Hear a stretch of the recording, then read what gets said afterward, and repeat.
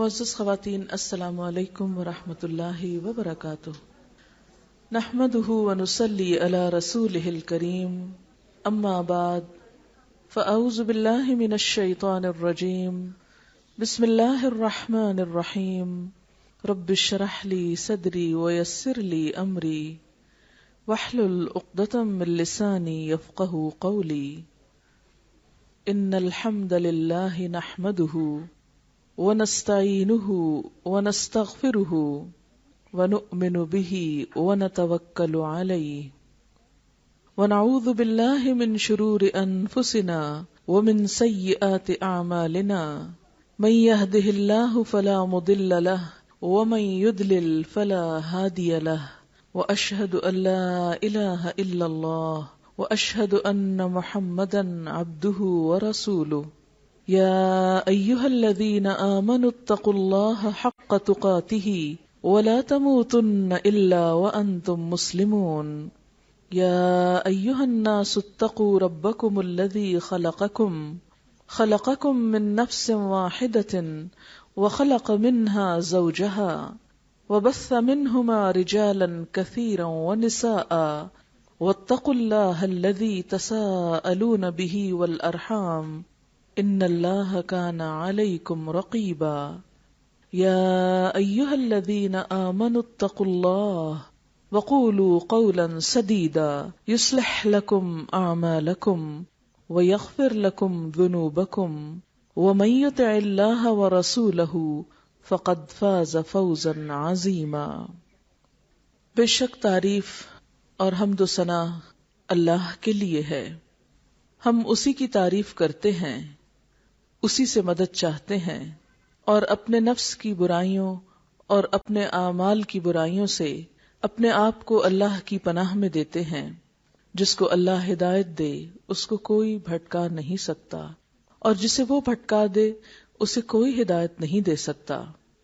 اور میں گواہی دیتی ہوں کہ اللہ کے سوا کوئی معبود نہیں، اور یہ کہ محمد صلی اللہ علیہ وسلم اللہ کے بندے اور اس کے رسول ہیں۔ اے لوگو جو ایمان لائے ہو، اللہ کا تقوی اختیار کرو جیسا کہ اس کے تقوی کا حق ہے، اور تمہیں موت نہ آئے مگر اس حال میں کہ تم مسلمان ہو۔ اے لوگو اپنے رب سے ڈرو جس نے تمہیں ایک جان سے پیدا کیا اور اس سے اس کا جوڑا بنایا، اور ان دونوں سے بہت سے مرد اور عورتیں دنیا میں پھیلا دیے۔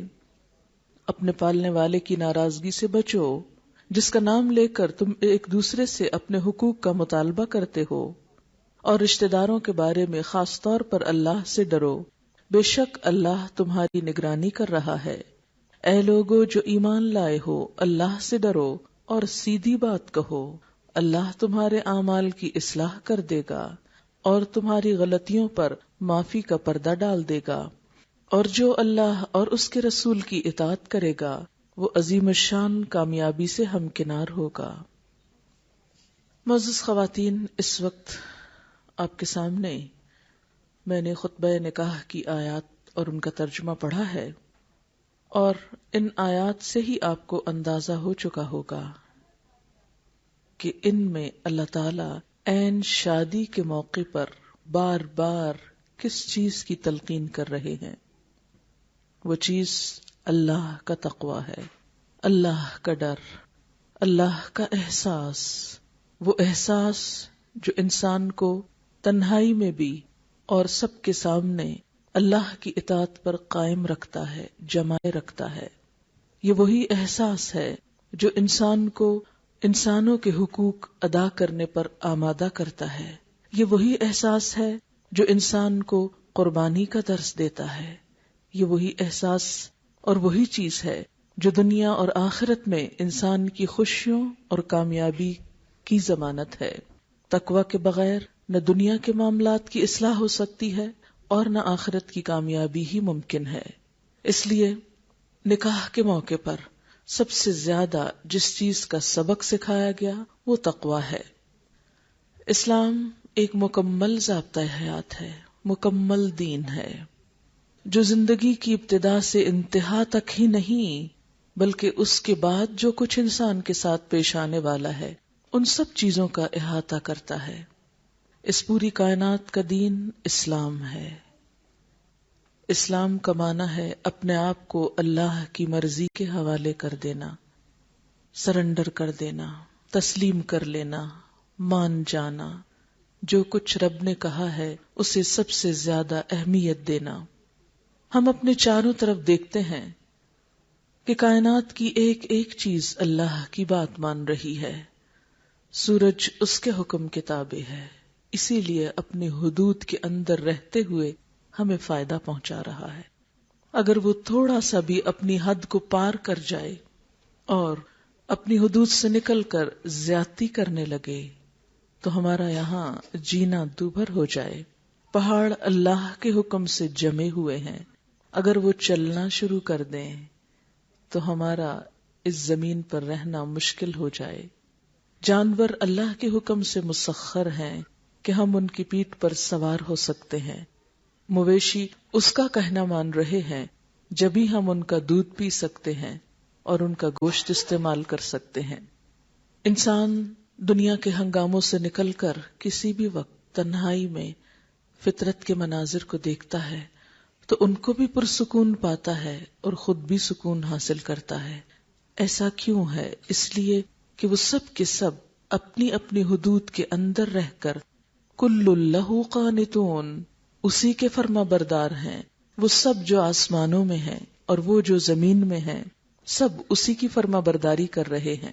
اس میں انسان کے لیے ایک بہت بڑا سبق ہے کہ اگر انسان اپنی اس زندگی کو اور اپنی آخرت کو پرسکون بنانا چاہتا ہے تو اس کے لیے اس کے سوا کوئی چارہ نہیں کہ اپنی مرضی کو اللہ کی مرضی کے تابع کر دے۔ جب انسان اپنی حدود سے باہر نکل کر دوسرے پر زیادتی کرتا ہے، سرکشی کرتا ہے، دوسرے کے ساتھ ظلم کرتا ہے، تو وہ صرف دوسرے کو نقصان نہیں پہنچاتا، خود اپنے لیے بھی تکلیف اور مصیبت اور پریشانی کے دروازے کھولتا ہے۔ اسلام اللہ کا بھیجا ہوا وہ طریقہ زندگی ہے جو اس نے ہمارے لیے پسند کیا، اور اگر ہم اس طریقہ زندگی کو چھوڑ کر اپنے لیے کچھ اور پسند کریں تو کبھی بھی کامیاب نہیں ہو سکتے۔ ارشاد باری تعالی ہے وَمَن يَبْتَغِ غَيْرَ الْإِسْلَامِ دِينًا فَلَن يُقْبَلَ مِنْهُ وَهُوَ فِي الْآخِرَةِ مِنَ الْخَاسِرِينَ، جو اسلام کے علاوہ کوئی اور طریقہ اختیار کرے گا، کسی اور طریقے پر چلے گا، وہ ہرگز قبول نہ کیا جائے گا اور وہ آخرت میں نقصان اٹھانے والوں میں شامل ہو جائے گا۔ لہذا ہمارے لیے اس کے بغیر کوئی چارہ کار ہی نہیں کہ ہم اپنی پوری زندگی کو اللہ کی مرضی کے مطابق ڈھال لیں، اور اللہ کا حق بھی یہی ہے کہ ہم اس کے فرما بردار بن جائیں۔ ہمارے پاس جو کچھ ہے وہ کس نے دیا؟ اللہ نے دیا۔ یہ وجود اللہ کا دیا ہوا، یہ عقل اور سمجھ، دیکھنے اور سننے اور بولنے کی صلاحیت اللہ کی دی ہوئی، مال و دولت اللہ کا دیا ہوا، یہ عزیز اور رشتہ دار اور وہ انسان جو ہمارے لیے خوشیوں کا سبب ہے، وہ سب کس کے دیے ہوئے؟ اللہ کے دیے ہوئے۔ اللہ نے دلوں میں محبت پیدا کی، اللہ نے یہ رشتے بنائے، پھر کیا اللہ سے یہ ساری نعمتیں پا کر ہم اسی کی نافرمانی کریں اور ان تمام چیزوں کو اس کی نافرمانی میں استعمال کریں؟ زبان اللہ نے دی، اللہ کی مرضی کے خلاف بولا کریں، کان اس نے دیے، اس کی مرضی کے خلاف سنا کریں، آنکھیں اس نے دی، اس کی مرضی کے خلاف دیکھا کریں۔ اگر ہماری زندگی اسی طریقے پر ہوئی تو بھلا ہم کیسے کامیاب ہو سکتے ہیں؟ سب نعمتیں اس سے پا کر، امانت کے طور پر اس سے لے کر، پھر اس کی مرضی کے خلاف استعمال کر کے جب یہاں سے جائیں تو انعام پائیں کہ ہاں میرے بہت اچھے بندے آ گئے جنہیں میں نے اتنا کچھ دیا تھا، جو انہوں نے سارے کا سارا میری نافرمانی میں لگایا، اور اب میرے پاس جب واپس آئے تو مزید کے طلبگار ہیں، اب یہ جنت کے سوالی ہیں۔ کیا جنت ایسے ہی لوگوں کا حق ہے جو اپنی زندگی کو، اللہ کی دی ہوئی نعمتوں اور امانتوں کو اللہ کی مرضی کے خلاف استعمال کر کے دنیا سے جائیں؟ کیا جنت میں انہی کو ویلکم کیا جائے گا؟ انسان خود بھی اس بات کا فیصلہ کر سکتا ہے۔ لہذا ہر طریقے سے حق یہی ہے کہ ہم اپنی ساری زندگی کو اللہ کی مرضی کے تابع کر دیں، اور یہ صرف مسجد میں نہیں، صرف نماز کی حد تک نہیں، صرف رمضان میں نہیں، صرف حج کے موقع پر نہیں، بلکہ ہر موقع پر۔ قرآن پاک میں نبی اکرم صلی اللہ علیہ وسلم کو فرمایا گیا، قل ان صلاتی ونسکی ومحیای ومماتی للہ رب العالمین لا شریک لہ وبذلک امرت وانا اول المسلمین۔ اے حبیب آپ کہہ دیجئے، آپ ان کو بتائیے، کیا ان صلاتی بے شک میری نماز، ونسکی اور میری قربانی، ومحیای میری زندگی، ومماتی میرا مرنا، للہ رب العالمین سب کچھ اللہ رب العالمین کے لیے، اس کا کوئی شریک نہیں، اسی کا مجھے حکم دیا گیا، اور میں سب سے پہلا مسلمان ہوں، سب سے پہلے سر تسلیم خم کرنے والا ہوں۔ تو گویا مسلمان کس کو کہتے ہیں؟ جس کی نماز بھی اللہ کے لیے، جس کی قربانی بھی اللہ کے لیے، جس کا جینا بھی اس کے لیے، جس کا مرنا بھی اس کے لیے۔ جب ساری عبادات اس کے لیے، جب جینا اور مرنا اس کے لیے، تو جینے اور مرنے کے درمیان بھی جتنے کام ہیں وہ سب بھی اس کے لیے، اس کی مرضی کے مطابق، اس کے حکم کے مطابق۔ ایک مسلمان اور کافر کی پہچان کیا ہے؟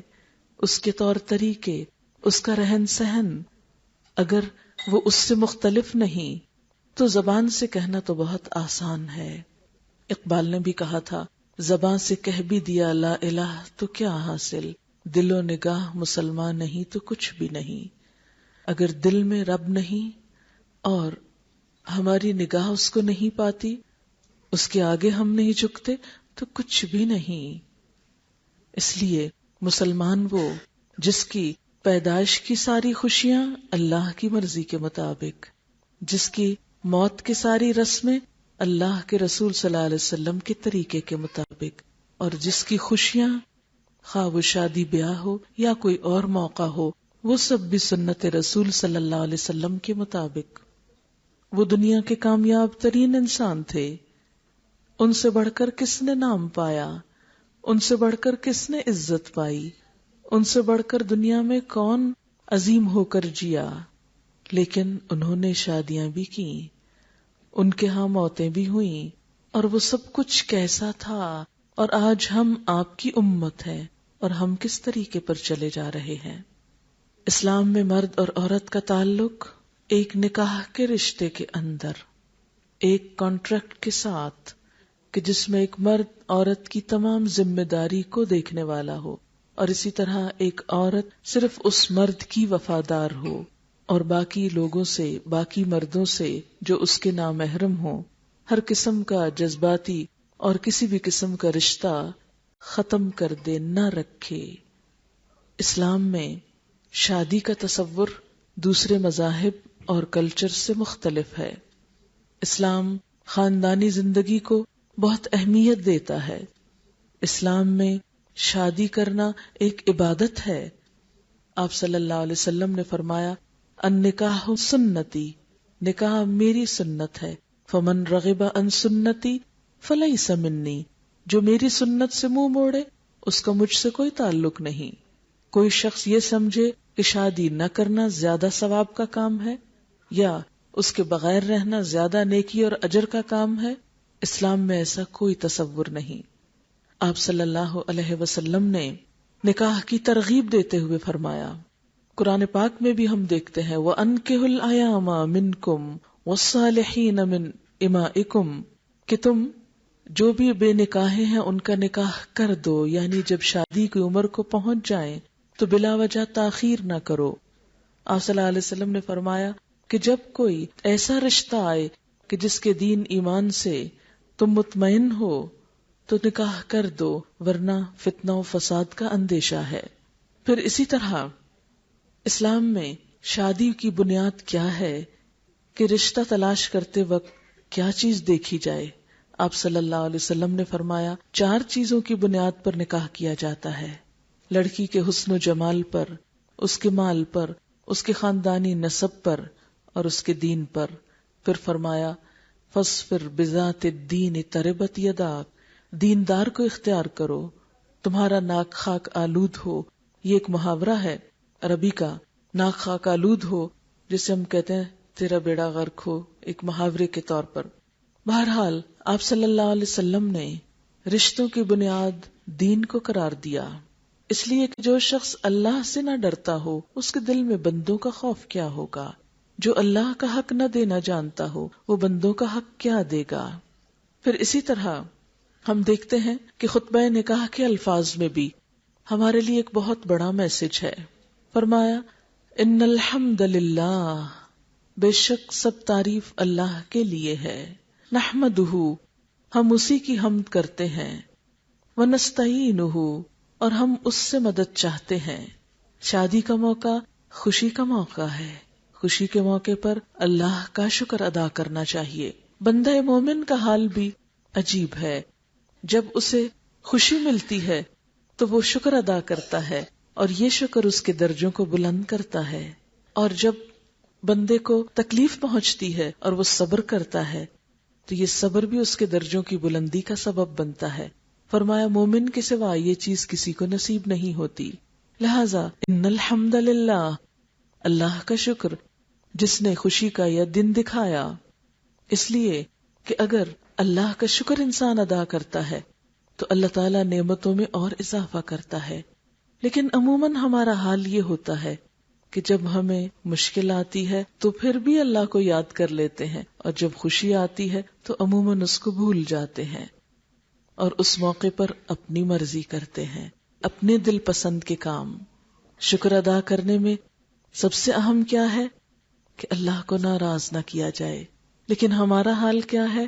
اللہ جب خوشیاں دیتا ہے اس موقع پر ہم اس کو اور زیادہ ناراض کرتے ہیں. عام روزمرہ زندگی میں نماز پڑھ بھی لیں تو شادی کے دن نماز نہیں پڑھی جاتی. لو آج بھی نماز پڑھی جائے گی، اور دلہن کے لیے تو لگتا ہے نماز معاف ہو جاتی ہے کہ دلہن بھی نماز پڑھے گی، میک اپ خراب ہو جائے گا، کپڑے خراب ہو جائیں گے، اتنی بھاری ڈریس میں نماز.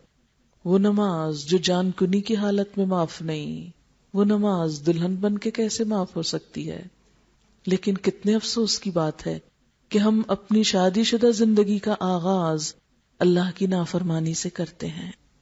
پھر شادی کے موقع پر جو کچھ ہوتا ہے، آپ دیکھیں کہ عموماً ہمارے ہاں شادیوں کے موقع پر جس طرح ویڈیوز بنتی ہیں، شوہر بعد میں دیکھتا ہے، غیر مرد ایک ایک اینگل سے کلوز اپ میں دیکھ کے جاتے ہیں، اللہ کی ناراضگی کے سامان. پھر اس موقع پر جتنا اسراف ہوتا ہے، جتنی حدود ٹوٹتی ہیں، عام طور پر نہیں ٹوٹتی. شادی کے موقع پر انسان سب سے زیادہ زینت میں ہوتا ہے. اللہ ایمان والی عورتوں کو مخاطب کر کے کہتے ہیں وَلَا يُبْدِينَ زِينَتَهُنَّ، کہ وہ اپنی زینت کو ظاہر نہ کریں. لیکن کس قدر افسوس کہ مسلمان بیٹیاں اپنی زندگی کے سب سے خوبصورت دن میں اپنی زینت کا سب سے زیادہ اظہار اللہ سبحانہ وتعالیٰ قرآن میں پکار کے فرماتے ہیں لا تبرجن تبرج الجاہلیت الاولی، دور جاہلیت کی سی سج دھج نہ دکھاؤ. ہم بہترین سج دھج اس دن سب کے لیے کھول دیتے ہیں. وہ حسن جو صرف شوہر کے لیے ہے، وہ حسن نامحرموں کے لیے، اور وہ نامحرم جو رشتہ دار بھی نہیں، جن سے دور پار کا کوئی تعلق بھی نہیں، ان کے سامنے اللہ تعالیٰ کس قدر غضبناک ہوتے ہوں گے. ہم اپنی شادیوں کا آغاز ان چیزوں سے کرتے ہیں.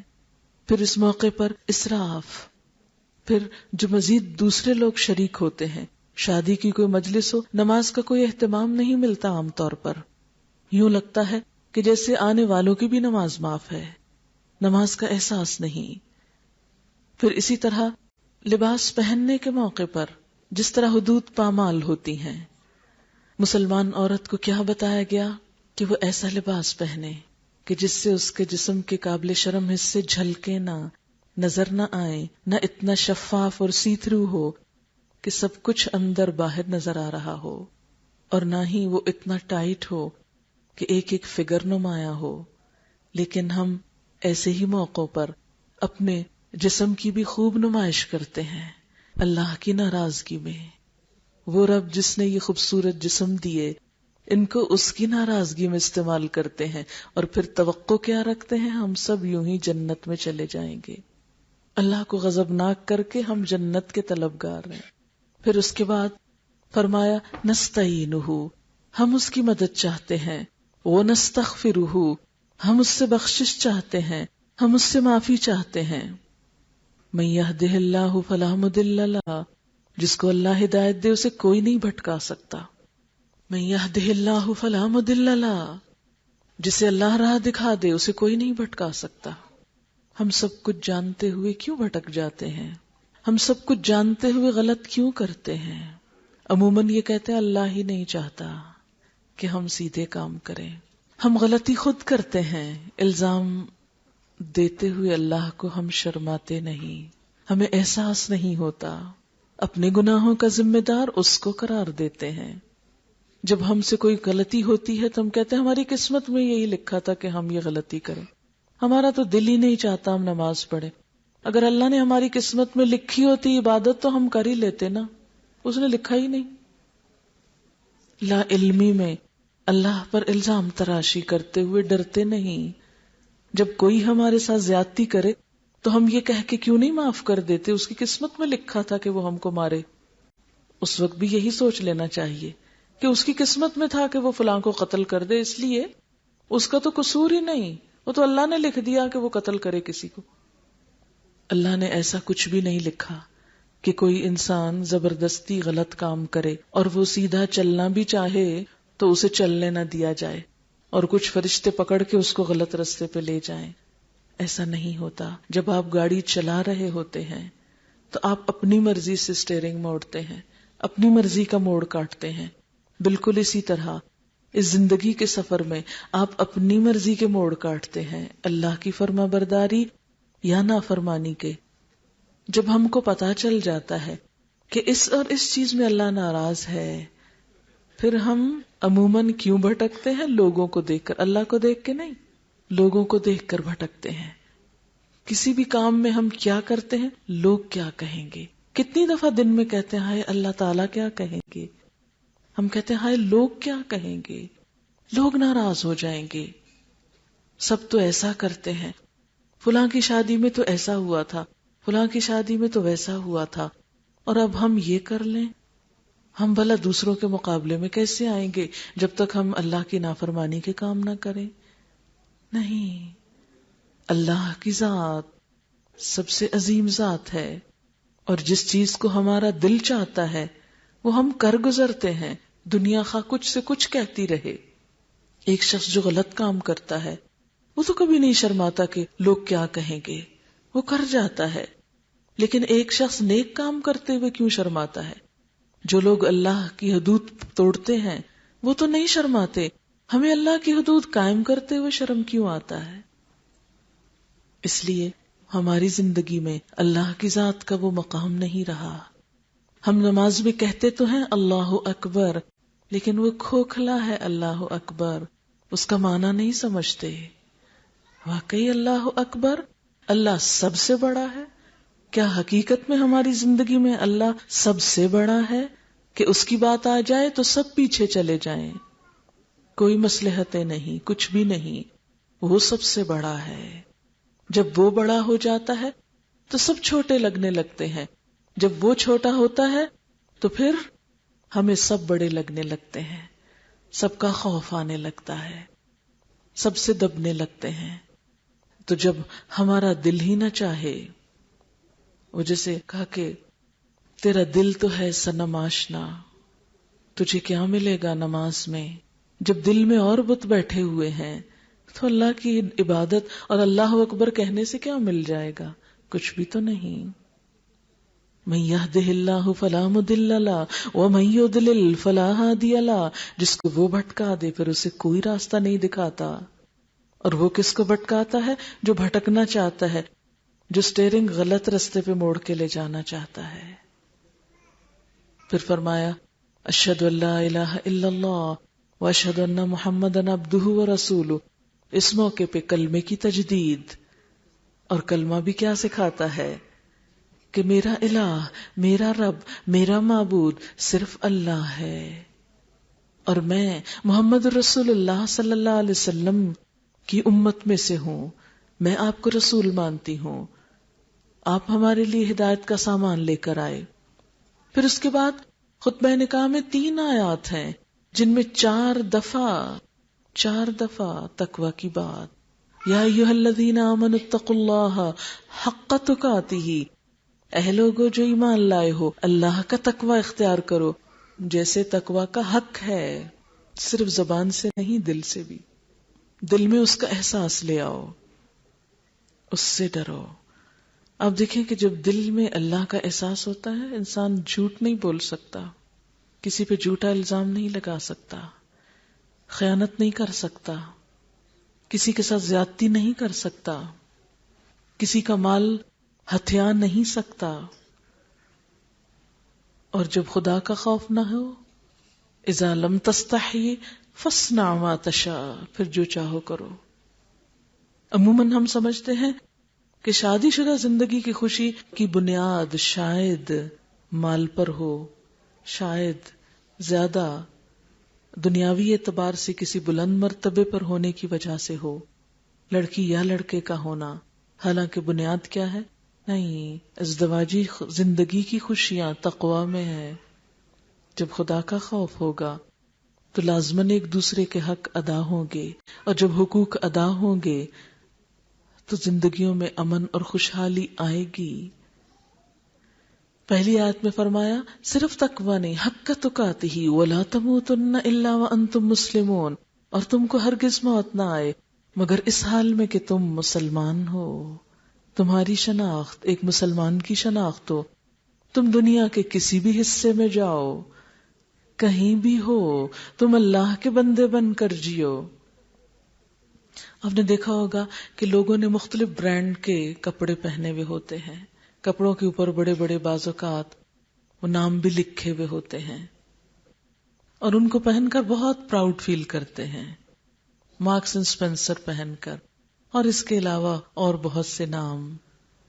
لیکن ایک اللہ کا رنگ بھی ہے، صبغت اللہ، ایک وہ بھی ٹریڈ مارک ہے جو آخرت کی تجارت کا ہے کہ کہیں پر ہو مسلمان نظر آؤ، صبغت اللہ، ومن احسن من اللہ صبغتاً، اور اللہ سے بڑھ کر اچھا رنگ اور کس کا ہو سکتا ہے؟ دوسروں کو انسانوں کا بندہ بننے میں فخر ہے، ہمیں مالک کائنات کا بندہ بننے میں فخر ہونا چاہیے۔ لوگ دوسری قوموں کی نکالی کرتے ہیں، ہمیں اللہ کے رسول صلی اللہ علیہ وسلم کا تابعدار ہونا ہے۔ ہمارے لیے فخر اس میں ہے کہ ہم اس کائنات کے سب سے بڑے انسان کے طریقوں میں اپنے آپ کو ڈھال رہے ہیں، ہم کہیں پر بھی ہوں۔ ساری زمین اللہ کی ہے، کسی زمین پر جا کر کبھی یہ نہ سوچیں کہ یہ تو فلاں کا ملک ہے، چلو تم ادھر کو ہوا ہو جدھر کی، یا تم جس ملک میں ہو ویسے ہی بن جاؤ، نہیں، تمہاری شناخت ایک مسلمان کی شناخت ہو، اور وہ شناخت انسان کے طور طریقوں سے ہے، انسان کے رہن سہن سے ہے، اس کے اخلاق سے ہے، اس کے معاملات سے ہے۔ آج مسلمان اقوام کا نام کیوں بدنام ہے غیروں کے اندر؟ اس لیے کہ ہمارے اعمال خراب ہو گئے، ہم نے ان کے سامنے بہت برے نمونے پیش کیے۔ اس لیے فرمایا وَلَا تَمُوتُنَّ إِلَّا وَأَنْتُمْ مُسْلِمُونَ، اور اس لیے بھی کہ شادی کے بعد شوہر بیوی اور بیوی شوہر کی عادات اختیار کرتے ہیں، ایک دوسرے کے ساتھ ڈھلتے چلے جاتے ہیں۔ اگر ان میں سے ایک بھی اللہ کے دین سے غافل ہو تو دوسرے کے غافل ہونے کے چانسز بڑھ جاتے ہیں۔ اس لیے انسان کو اپنی نیکی اور اپنے اقدار پر قائم رہنا ہے، یہ سوچ کر نہیں ڈھلنا کہ چونکہ شوہر نہیں مانتا تو پھر ہم کیا کریں۔ عموماً خواتین یہی کہہ دیتی ہیں کہ شوہر بھی تو مجازی خدا ہے، کیا اس کو آپ کا ہر کام پسند ہے جو آپ کر رہے ہیں، یا کوئی کام اور بھی ایسا ہے جو اس کو پسند نہیں اور آپ کر رہے ہیں؟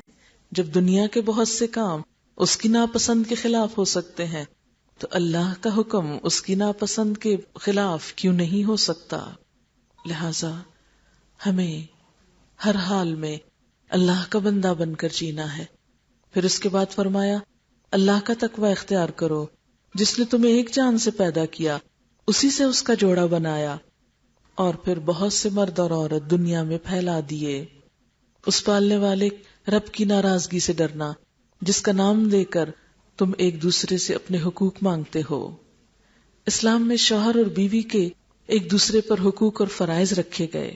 ہمارے ہاں کچھ عرصے سے ایک بات بہت عام ہوئے جا رہی ہے، اور وہ یہ کہ ہر شخص صرف اپنا حق مانگ رہا ہے، فرض ادا کرنے کے لیے کوئی تیار نہیں۔ ہر شخص لینے والا بننا چاہتا ہے، دینے والا نہیں۔ اور جب سے یہ وبا عام ہوئی ہے، خوشیاں ختم ہوتی چلی جا رہی ہیں، کیونکہ اللہ نے خوشیوں کو دینے میں رکھا ہے، لینے میں نہیں رکھا۔ جب آپ دینے والے ہوتے ہیں تو آپ حقیقی سکھ پاتے ہیں، اور جب آپ لینے والے بن جاتے ہیں تو آپ کی زندگی پریشان ہو جاتی ہے۔ لہذا شوہر اور بیوی کے درمیان خوشگوار تعلقات صرف اس شکل میں قائم ہو سکتے ہیں جب دونوں دینے والے ہوں۔ کیوں؟ اس لیے نہیں کہ دوسرا خوش ہو، اس لیے کہ میرے رب کا حکم ہے کہ دو۔ مثلا شوہر کے اوپر فرض کیا ہے؟ وَعَاشِرُوهُنَّ بِالْمَعْرُوفِ، بیویوں سے بھلے طریقے سے زندگی بسر کرو۔ یہاں تک فرمایا فَإِن كَرِهْتُمُوهُنَّ، اگر وہ تمہیں ناپسند بھی ہوں، فَأَسَىٰ أَن تَكْرَهُوا شَيْئًا وَيَجْعَلَ اللَّهُ فِيهِ خَيْرًا كَثِيرًا، تو ہو سکتا ہے ایک چیز تمہیں سخت ناپسند ہو اور اللہ اسی میں بہت سی بھلائی رکھ دے۔ یعنی شوہر کو کیا سمجھایا گیا کہ بیوی کی اگر کوئی عادت، کوئی چیز، کوئی شکل و صورت، کوئی جسمانی حالت، کوئی بھی چیز اگر پسند نہیں تو بھی حوصلے سے کام لو، صبر سے کام لو، اس رشتے کو توڑو نہیں، اس لیے کہ ابغض الحلال الی اللہ الطلاق، اللہ کے نزدیک سب سے زیادہ ناپسندیدہ چیز حلال چیزوں میں طلاق ہے۔ اگرچہ اس کی رخصت رکھی گئی، اجازت رکھی گئی، لیکن سخت ناپسندیدگی کے ساتھ۔ اس لیے شوہر کو کیا فرمایا؟ کیونکہ نکاح کی گرہ اس کے ہاتھ میں ہے کہ چھوٹی چھوٹی باتوں پر طلاق مت دے ڈالو، اگر ناپسند بھی ہو تو بھی صبر کرو، تو بھی اس کا خیال رکھو، تو بھی نبھانے کی فکر کرو۔ اور پھر بیوی کا نان نفقہ، اس کی خوراک، اس کی رہائش، اس کی ضروریات، یہ شوہر کے ذمہ ہے، اور اس کے بارے میں اس سے پوچھا جائے گا۔ حدیث پاک میں ہے کہ 1 دینار وہ ہے جو تم اللہ کی راہ میں خرچ کرتے ہو، ایک وہ ہے جو تم اپنے بیوی بچوں پہ خرچ کرتے ہو۔ تو اجر و ثواب کے اعتبار سے وہ دینار کہیں بہتر ہے جو تم اپنے بیوی بچوں پہ کرتے ہو، کیونکہ وہ فرض ہے۔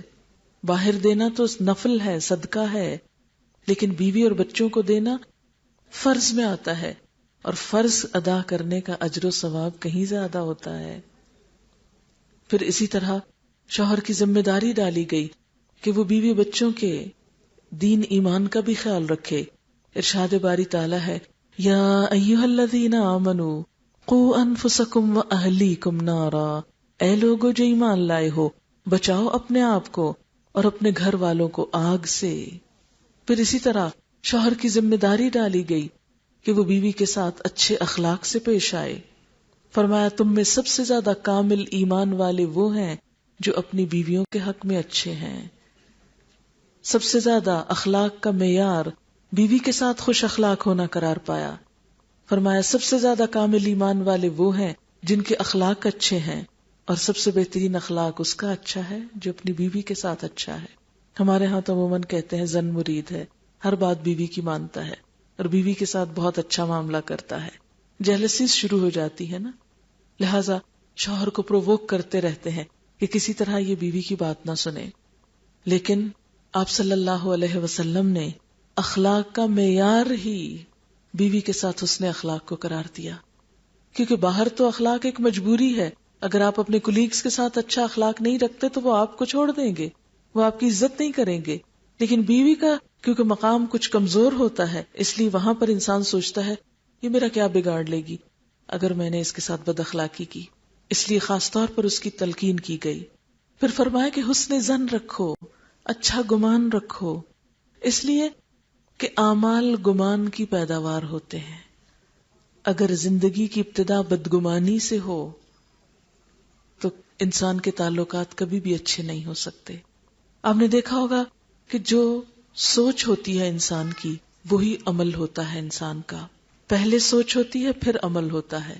اگر انسان کی سوچ اچھی ہو، عمدہ ہو، تو عمل لازماً اچھا ہوگا. اور اگر سوچ میں خلل ہو، انسان شیطان کے وسوسوں کا شکار ہو جائے، تو عمل میں کبھی اصلاح نہیں ہو سکتی. آپ صلی اللہ علیہ وسلم نے فرمایا کہ ہر روز شیطان کا دربار لگتا ہے، اور اس میں وہ سب شیطانوں سے پوچھتا، یعنی ابلیس جو ہے اس کا ایک دربار لگتا ہے، اور سارے بھٹکانے والے شیطان اس کے پاس حاضری دے کے اپنی رپورٹ پیش کرتے ہیں. وہ ان سے پوچھتا ہے سب سے بڑا کارنامہ کس نے کیا. ایک کھڑا ہوتا ہے، کسی بہت بڑے غلطی کا ذکر کرتا ہے، میں نے فلاں سے چوری کروا دی، فلاں سے زنا کروایا، فلاں سے یہ کروایا. وہ کہتا ہے کچھ نہیں کیا، کچھ نہیں کیا، کچھ نہیں کیا. پھر ایک شیطان آتا ہے اور کہتا ہے میں نے شوہر اور بیوی میں پھوٹ ڈلوا دی، دونوں کے تعلقات بگاڑ دیے. وہ کہتا ہے شاباش، تم نے سب سے اعلیٰ کام کیا. اور وہ اس کے سر پہ تاج پہناتا ہے کہ دنیا کا بدترین کام شوہر اور بیوی کے تعلقات خراب کرنا. وہ کوئی بھی ہو، خواہ وہ ساس ہو، خواہ وہ کوئی اور انسان ہو، خواہ وہ کوئی بھی انسان ہو. اور ہوتا کیا ہے، شیطان آتا ہے، وسوسہ ڈالتا ہے. مثلا ساس کے دل میں وسوسہ ڈالتا ہے، دیکھو تمہاری بہو تو سارا دن آرام کرتی رہتی ہے اور تم اس عمر میں بھی کام کرتی رہتی ہو. دیکھو اس کو تو کپڑے پہننے سے ہی فرصت نہیں، دیکھو اس کو تو پکانے کا ہی ڈھنگ نہیں آتا، دیکھو اس کو تو کوئی طور طریقہ، اس کو تو بات کرنے کا ڈھنگ نہیں آتا. اب آپ خود سوچیں کہ ایک میچور خاتون کہاں اور ایک چلبلی لڑکی کہاں، جس نے ابھی زندگی کی کوئی تلخی نہیں دیکھی، کوئی ٹریننگ ہی حاصل نہیں کی، ابھی تو پکانا ہی نہیں سیکھا، ابھی تو گھر کا رکھ رکھاو ہی نہیں سیکھا. اور خاص طور پر ہمارے کلچر میں جہاں لڑکیوں کو پڑھنے سے ہوش نہیں آتی کہ شادیاں ہو جاتی ہیں، وہاں انہوں نے گھرداریاں کہاں کی ہوتی ہیں.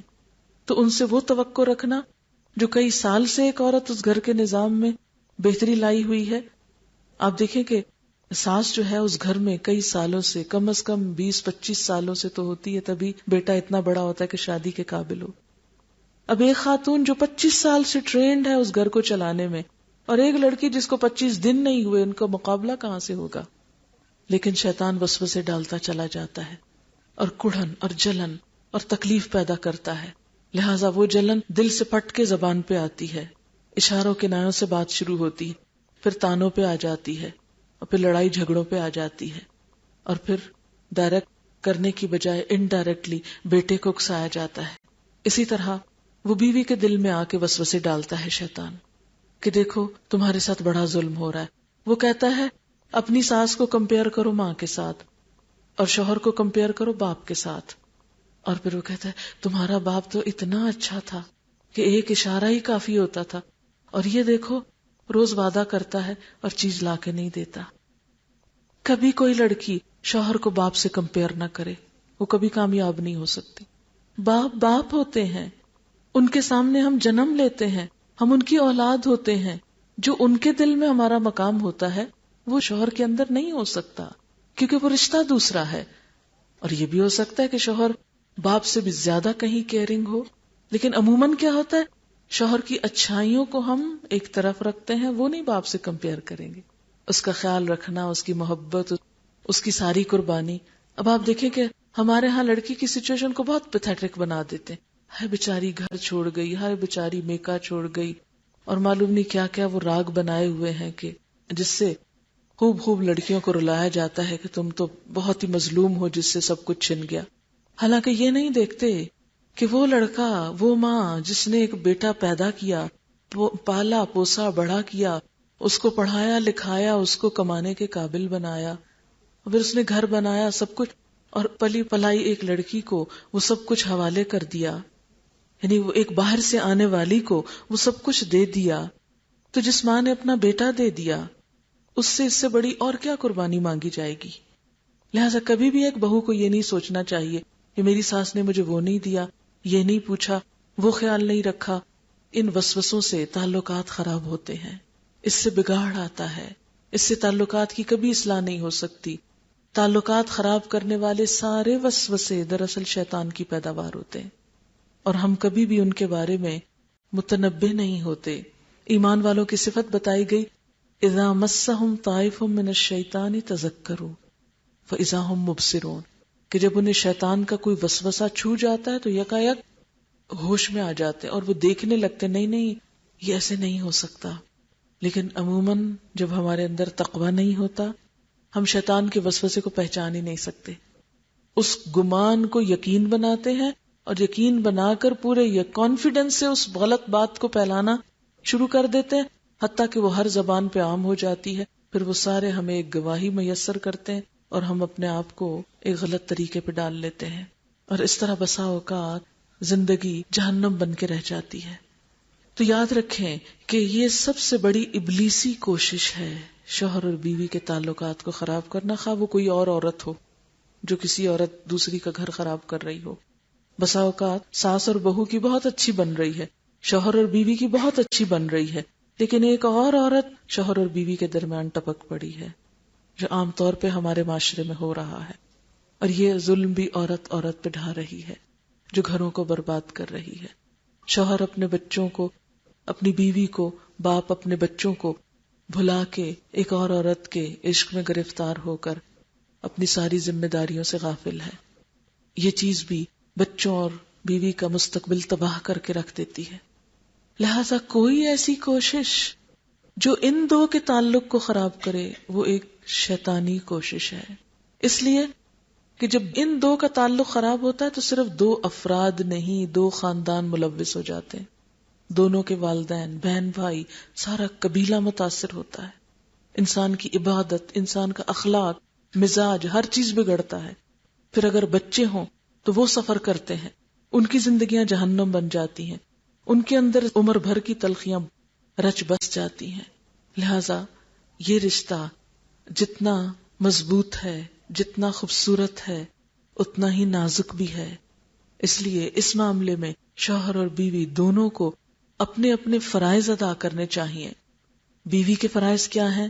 قرآن پاک میں اللہ تعالیٰ فرماتے ہیں فَالصَّالِحَاتُ قَانِتَاتٌ، نیک عورتیں فرما بردار ہوتی ہیں، شوہر کی بات مانتی ہیں. یہاں تک فرمایا گیا کہ عورت شوہر کے معاملے میں کسی دوسرے کی بات نہ مانے. قیامت کے دن عورت کا حساب کس چیز میں ہوگا؟ کہ وہ شوہر کی کتنی اطاعت گزار تھی، شوہر کی بات کتنی ماننے والی تھی. اور ایک گھر کی خوشی قائم ہی اس بنیاد پر ہوتی ہے. اللہ نے یہ ذمہ داری ڈالی، کسی انسان کے لیے نہیں. بعض باتیں ہمارے نفس کے بڑے خلاف جاتی، ہمارا دل نہیں چاہتا، ہمارا موڈ نہیں ہے، لیکن اللہ کا حکم ہے نا، موڈ نہیں بھی ہے تو بھی شوہر کی بات ماننی ہے، کیونکہ اللہ کا حکم ہے. یہ حق شوہر کو اللہ نے دیا ہے، اس نے خود نہیں اپنے لیے بنایا، اور اسی میں ہمارا فائدہ ہے. عموماً عورتیں شوہروں کی طرف سے غافل ہوتی، ہم اس میں مصروف ہیں، ہم اس کام میں لگے ہوئے ہیں، اور ان کے پاس وقت نہیں ہے شوہروں کے لیے. لہذا جب شوہر اور طرف متوجہ ہو جاتے ہیں پھر مصیبت عورت ہی کے گلے میں آتی ہے. اس لیے فَالصَّالِحَاتُ قَانِتَاتٌ، آپ صلی اللہ علیہ وسلم نے فرمایا دو لوگوں کی نمازیں ان کے سر سے اوپر نہیں اٹھتی، ان کے سر سے اوپر نہیں جاتی. ایک وہ غلام جو اپنے آقا سے بھاگ جائے جب تک کہ واپس نہ آ جائے، اور دوسرے وہ عورت جو اپنے شوہر کی بات نہ مانے. پڑھیں آپ نمازیں لیکن اللہ کے ہاں قبول نہیں، کیونکہ آپ شوہر کی بات نہیں مانتے. جس چیز کو شوہر کہے چھوڑ دو سوائے اس کے کہ وہ اللہ کی نافرمانی کا کام ہو. کہ وہ کہے نماز نہ پڑھو تو آپ کہیں میں نماز نہیں پڑھتی، نہیں، وہ تو آپ نہیں چھوڑ سکتے.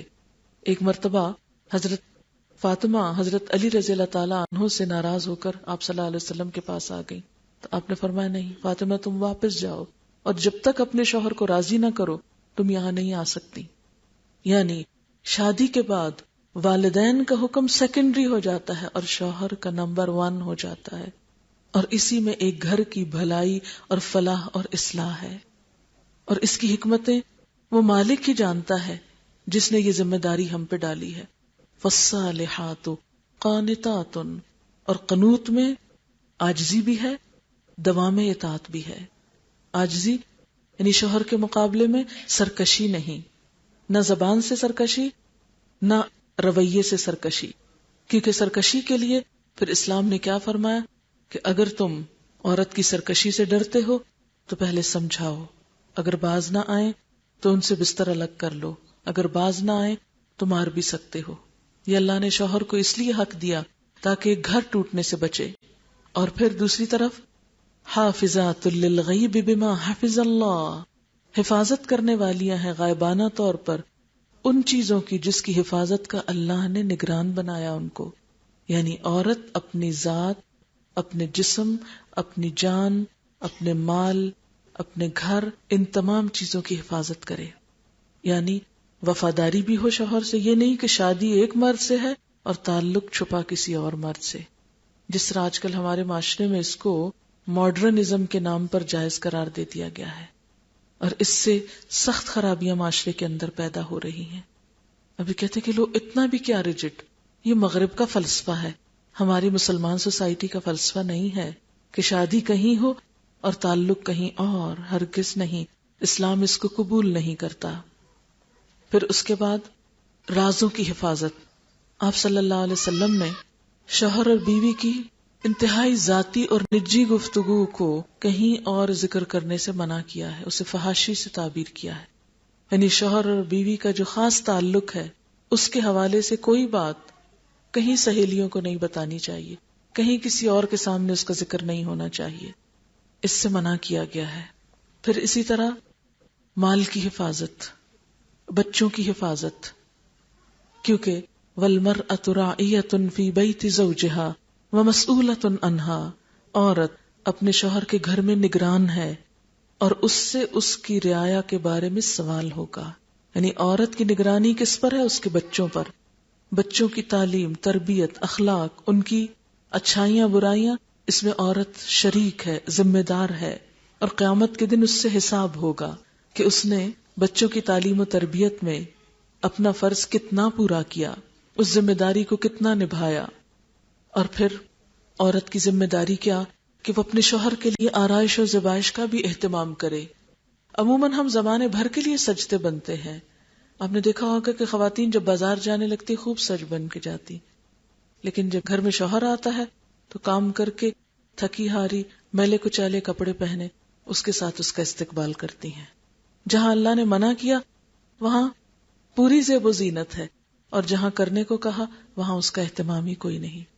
بہت سے شوہر اور بیوی کے تعلقات اس معاملے میں بھی خراب ہوتے ہیں.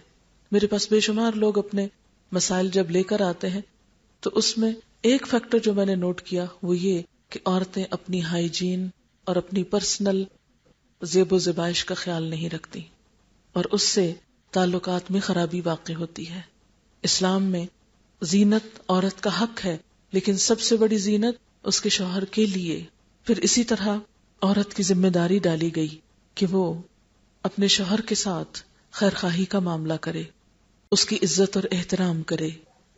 اگر دونوں فریقین، اب دیکھیں کہ تالی ایک ہاتھ سے نہیں بجتی، اچھے تعلقات میں اور خراب دونوں تعلقات میں دونوں ہی فریق برابر کے شریک ہوتے ہیں. کچھ کمی بیشی ہو سکتی. آپ دیکھیں کہ جیسے ایک تالی ہے نا، اگر آپ تالی مارے اور آگے دوسرا ہاتھ نہ ہو تو تالی بج ہی نہیں سکتی. لیکن اگر ایک ہاتھ آپ لا رہے ہیں اور دوسرا سامنے آئے گا تبھی تالی بجے گی اور شور ہوگا اور سب بھی سنیں گے، سب تک بات پھیلے گی. تو اسی طرح جب کوئی خرابی ہوتی ہے تو صرف ایک طرف کا قصور نہیں ہوتا. اور یہاں پر کیا ہے، اسلام اس کا حل کیا پیش کرتا ہے کہ دونوں اپنی اپنی غلطی کا اعتراف کریں، اپنی اپنی غلطی کو محسوس کریں اور اس کی اصلاح کریں اور سیکریفائس کریں. آپ دیکھیں کہ خاص طور پر عورت کی زندگی میں قربانی کی بہت اہمیت ہے. عورت جب تک قربانی نہیں کرتی نسلیں بہترین طریقے سے پروان نہیں چڑھ سکتی. اس لیے ہم سب کے لیے یہ لازم ہے کہ ان تمام فرائض کو یہ سمجھ کے نہ ادا کریں کہ یہ کیا مجھے مصیبت ڈال دی گئی، میں ہی آخر کیوں قربانی کا بکرا. کیونکہ اکثر خواتین کہتی ہیں نا کہ عورتیں ہی کیوں قربانی کا بکرا، اور عورت بیچاری کا تو کوئی اپنا گھر ہی نہیں، اس لیے کہ وہ پہلے ماں باپ کے گھر ہوتی ہے، پھر شوہر کے گھر ہوتی ہے، پھر خدا نخواستہ شوہر نکال دے تو پھر کسی اور کے گھر ہوتی ہے. آپ دیکھیں کہ ایکسیپشنل کیسز میں ہوتا ہے. جب تک ماں باپ کے گھر ہوتی ہے اللہ تعالیٰ نے اس کے بہت حقوق رکھے ہیں بیٹی کی حیثیت میں. آپ صلی اللہ علیہ وسلم حضرت فاطمہ کے ساتھ کیا معاملہ کرتے تھے ہم سب جانتے ہیں. جب بیوی بن کر جاتی ہے تو کیسے اس کا گھر وہ اپنا نہیں ہوتا، شوہر بیچارہ تو کمانے میں ہی لگا ہوتا ہے. ہمارے گھروں کے معاملات کس کی مرضی سے طے پاتے ہیں؟ اگر ہم سب انصاف کی بات کریں، گھروں کا رکھ رکھاؤ، ڈیکوریشن، سجانا، بنانا، بنوانا، اٹھوانا، رکھنا، پردوں کے رنگوں کا انتخاب کس نے کیا، صوفوں کے ڈیزائن کا انتخاب کون کرتا ہے، کارپیٹس کس کی مرضی سے بچھتے ہیں، کس کمرے میں کون سا ڈیکوریشن پیس کہاں رکھا جائے گا، کس شادی میں کیا پہنا جائے گا، شوہر تک کے کپڑے تو آپ سلواتے ہیں، پھر کہتے ہیں کہ ہمارے کوئی ٹھکانہ ہی نہیں اور کوئی حقوق ہی نہیں، شادی میں کیا خرچ ہوگا، کیا پہنا جائے گا، کتنا زیور بنے گا، یہ سب سلیکشن کس کی ہوتی ہے؟ اگر آپ کہیں کہ عورت کی تو کوئی حصہ ہی نہیں، تو یہ بازار کس سے بھرے ہوئے ہیں؟ ہر چیز میں عورت کا عمل دخل ہے. وہ یہاں تک طے کرتی ہے کہ شادی میں پکے گا کیا، بلایا کس کو جائے گا، کارڈ تک تو وہ بیٹھ کے لکھتی ہے، مہمان اس کی مرضی سے طے پاتے ہیں. ان ساری چیزوں میں، گھریلو معاملات میں ہماری عورت جتنی خود مختار ہے اور جتنی اس کی آزادی ہے اتنی شاید ہی مرد کی ہو. وہ سارا سارا دن خون پسینے کی کمائی کر کے عورت کے پاس لے آتے ہیں اور عورت اپنی مرضی کے مطابق اس کو استعمال کرتی ہے اور سب کچھ پا کر بھی پھر ناشکری کرتی ہے. آپ صلی اللہ علیہ وسلم نے فرمایا اپنے شوہروں کی ناشکری سے بچو، میں نے تمہاری اکثریت کو جہنم میں دیکھا ہے 2 وجہ سے، ایک زبان کا غلط استعمال اور دوسرے شوہروں کی ناشکری.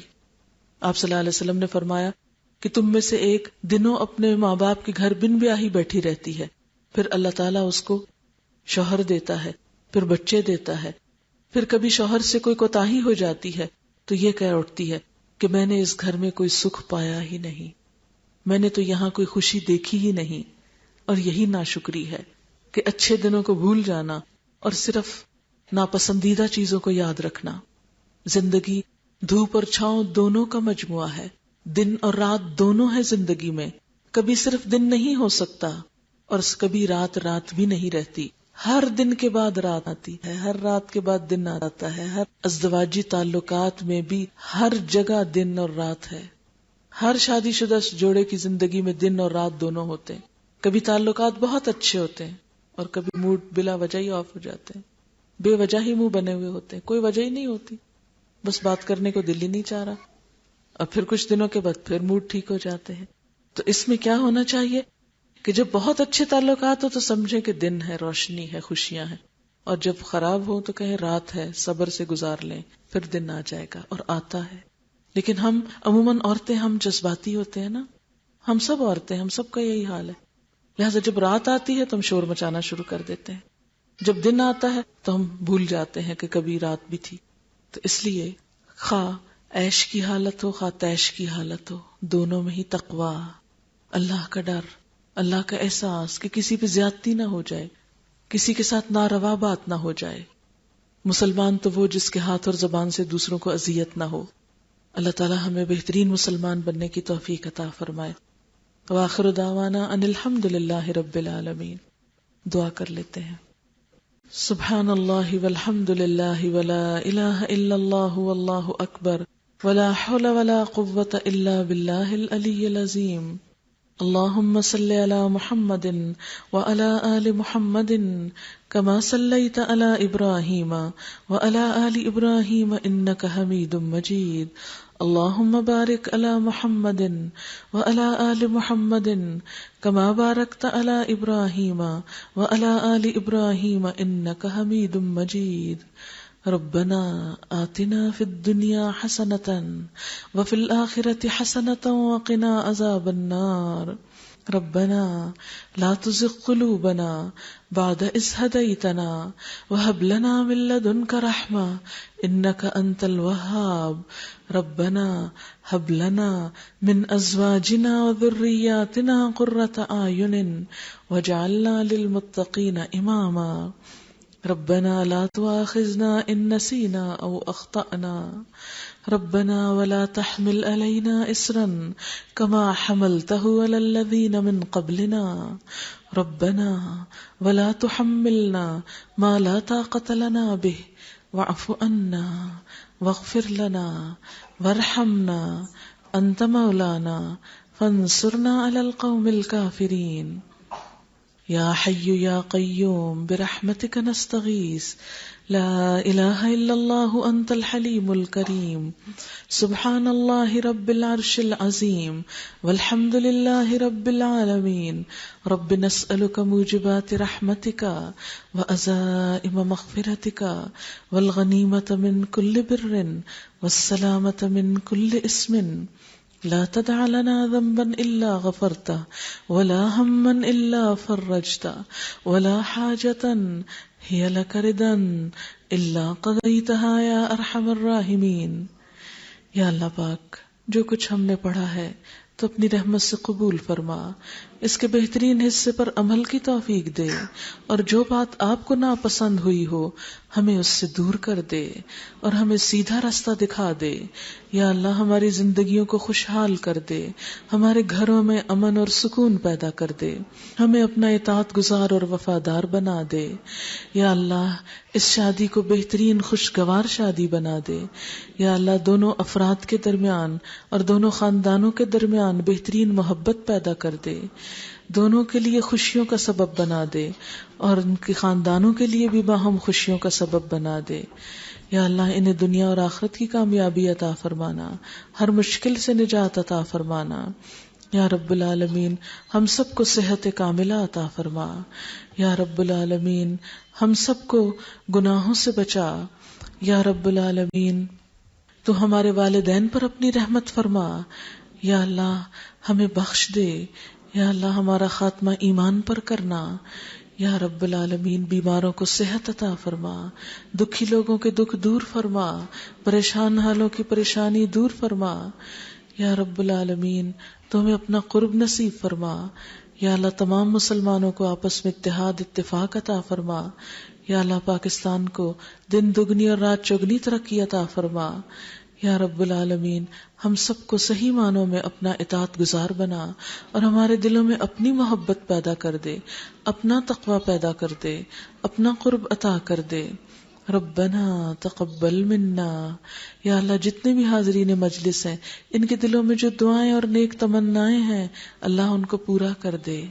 ربنا تقبل منا انک انت السمیع العلیم وتب علینا انک انت التواب الرحیم. وصلی اللہ تعالی علی خیر خلقہ محمد وعلی آلہ واصحابہ واہل بیتہ اجمعین برحمتک یا ارحم الراحمین. الہی آمین.